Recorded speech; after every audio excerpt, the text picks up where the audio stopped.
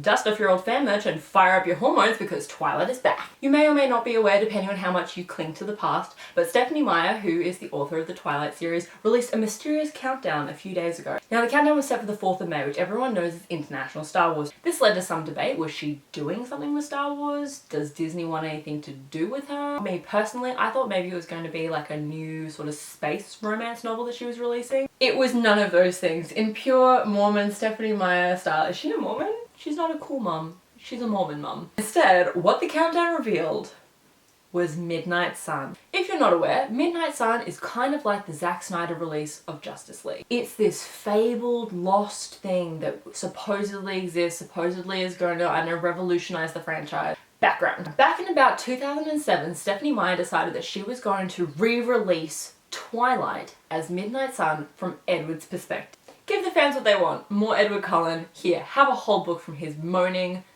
perspective. I was very Team Jacob. I remember that my copy of Eclipse actually had a sneak peek of Midnight Sun in the back. Like, this was fully going to be a release. She wasn't joking around. She was making this book. And in 2008, the Twilight film was released and everything sort of exploded. Now, during this time, Stephenie Meyer had given Midnight Sun the first few pages, about 80 let's say, to a select few people.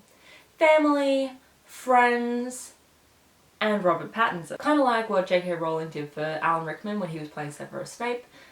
This is what the character story arc is, this is the background, so you know this when you were playing the character. And look, I'm not saying that it was Rob, but at the end of the day, Midnight Sun was leaked. You can imagine that it went viral in 60 seconds. It was everywhere. Everybody read it. I didn't read it because I'm very Team Jacob, and I was upset that you don't see him meeting Jacob at prom from Edward's perspective, because that's all I really wanted. It's like the only time they interact in the whole first book. Stephenie Meyer was devastated. She was embarrassed. It was just a draft and suddenly it's everywhere on the internet. So she pulled it. Despite the fact that there was a sneak peek, Midnight Sun no longer existed. It was off the cards. She was essentially like, you don't deserve it and you can't be trusted. Ouch! Fast track 12 years later and Midnight Sun is finally being given a release date, the 4th of August 2020. Look, is it going to be any good? Probably not. Am I looking forward to it? Yes. And Stephenie Meyer 100% gets it. Stephenie Meyer let Twilight die. It was a phenomenon that crashed and burned and blazed out into a really shitty last couple of movies. But she knows what it means to people, and that to me is really important, and it comes across in the message that she made for the announcement. Completing Midnight Sun has brought back to me those early days of Twilight when I first met many of you. We had a lot of fun, didn't we? God, we had so much fun. Throwing proms and hanging out in hotel rooms and reading on the beach while getting the most epic sunburn of our lives. We made hilarious t-shirts and fabulous websites. We've found kindred spirits that are still in our lives now. I hope going back to the beginning of Bella and Edward's story reminds you of all that fun too. Stephenie Meyer knows that she didn't create a piece of art, but she did create a moment in time. Something which is a capsule of happiness for so many people, which is why it doesn't matter how old I get, it doesn't matter that Breaking Dawn was possibly the worst travesty I've ever seen. Twilight made me cringe, but the experience of being able to love something so fiercely and en masse is something that I've never experienced ever again. It didn't happen with One Direction, it hasn't even been able to occur with Marvel. Twilight, while getting a lot of people from different ages to come together, was primarily for women. Mums, lesbians, goth teens, Christians, Mormons, we all just love the same thing. It was like the Breakfast Club. I think a phenomenon is different when it's women, because despite what you might think that women are judgy, I do think that women want to support each other.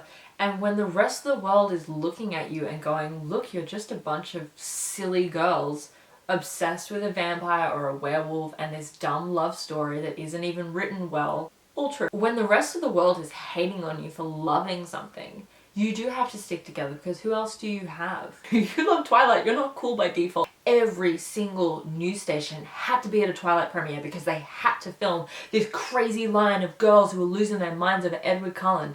They had to be there because it was part of culture.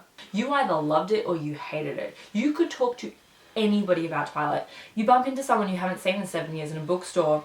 Hey, have you read Twilight? They have an opinion. There was a highly Christian girl I caught the train with every day because I had no friends, and the only thing that we had in common was Twilight. Every single morning for like 5 years straight, we talked about Twilight on the train. It's like a half-hour trip. I was Team Jacob, she was Team Edward. We're talking teaser trailer, we're talking merch, we're talking the life of Britannia. There is a reason that I have kept this shirt since the very first Twilight midnight screening. It is because attached to it are some of the best memories that I have from my teenage years. It's got friends that I have back into reading. Do you know how difficult it is to get a child who hasn't read since primary school to read a novel? It is near impossible, and Twilight did it. And maybe it wasn't good literature, maybe it was a bit flawed, we all know it was, but at the end of the day, it got thousands to millions of kids to pick up a book and read again. Twilight's become so much more than a set of books or a set of movies. It is a time capsule. To me, it represents a time in my life when I was allowed to be a teenage girl, to be truly, madly, deeply obsessed with something, to put it on your body as a tattoo, to make the shirt, to stay up until 3:30 a.m. because you have to be the very first person to watch a Twilight movie. There is something so incredible about that sort of obsession and dedication that I think is frowned on a lot, and it just shouldn't be. I'm actually tearing up, which is really sad. The cover of Midnight Sun is a pomegranate cut in half, so we're keeping with the black, white and red theme, which I am loving. This is not the first time pomegranates have been associated with vampires. In season 5 or 4 of Vampire Diaries, I know that they used it for the cover art, but I think Stephenie Meyer using a pomegranate for the front cover of Midnight Sun, knowing it's from Edward's perspective, is really interesting because if you're familiar with the story of Hades and Persephone, he traps her underground in the underworld because she eats the seeds of a pomegranate. So already we're getting some hell imagery. We know that Edward is so damning of himself. Like, he believes he's going to go to hell. Also, it's kind of up for debate whether or not the forbidden fruit originally in the Garden of Eden was an apple, or if actually back in the time and based on sort of where they were geographically speaking, it was more likely to be a pomegranate. It's kind of a nice bookend then, that you've got the forbidden fruit of the apple as the very first Twilight book, and then all these years later bringing it back again to that first meeting, you've got the pomegranate as the other forbidden fruit. And I kind of really like the symmetry there. Are you excited for Midnight Sun? Did you have a Twilight phase? I would love to know. Comment below. I'm gonna stop crying about Twilight. That's a lie, I'll never stop crying about Twilight. But enjoy today, make it a good one. Thank you for watching. Bye. Oh shit. Give me New Moon from Edward's perspective. That would be a lot more interesting. What did you do in Italy? Did you like go visit the Vatican? Are you allowed? Like, tell me, I want to know. Did you eat pasta or did it taste like dirt? Time when we all thought that those family crest arm cuffs were a good fashion choice.